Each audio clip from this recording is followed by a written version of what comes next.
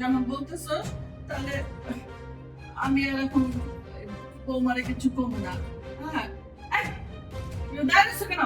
যাও, অনেক রান্না বান্না বাকি আছে, থাল বানিয়ে দাঁড়াও।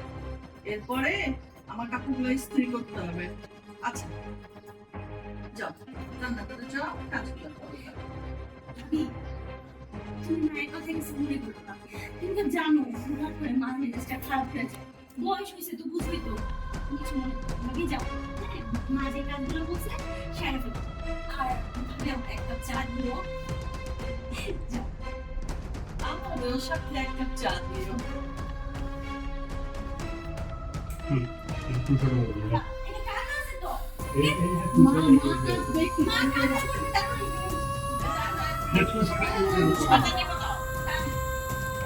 রেডি ভাই আমি কাম করবো।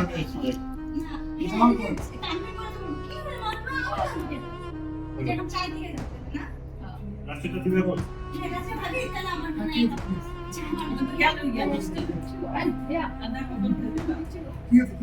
এটা তো আমরা মাস্টার এমনি উঠে দিচ্ছি আমরা প্র্যাকটিস করব এখন আমরা রিহার্সাল করব আসলে ভাই না রিহার্সাল তাহলে প্র্যাকটিসটা করে শুরু করব আজ চালু যাবো আসলে ভালো রাইট কি কাজ করে না তো যাই তারপর থেকে যাও একবার আউট আউট আউট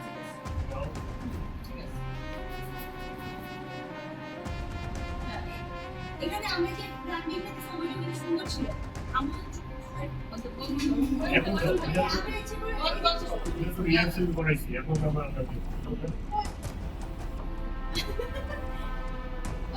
তুমি কান্নাটা শুনতেছিলে আমাদের কথা? না না আপনি যে চিপা চিপি করতেছিলেন না আমার কথা বেড়ে আসলে তখন মনে আসলো আচ্ছা, ওটা না, আমরা যখন দুজনে কথা বলতেছি, তখন দাঁড়ান শুনলা কে তুমি অনেক ইচ্ছা করে কান্না শুনতে চাইছো? আমি বুঝতে চাইছিলাম যে আপনার কি না, তোমার কান্না হয়ে গেছে। আমি দাঁড়িয়ে ছিলাম আমার তো যেতে হবে না।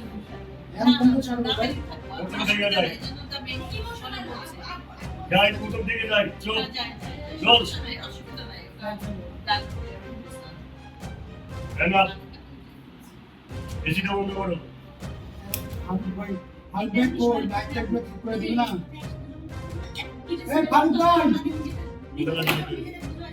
ফারুক ভাই আছেন?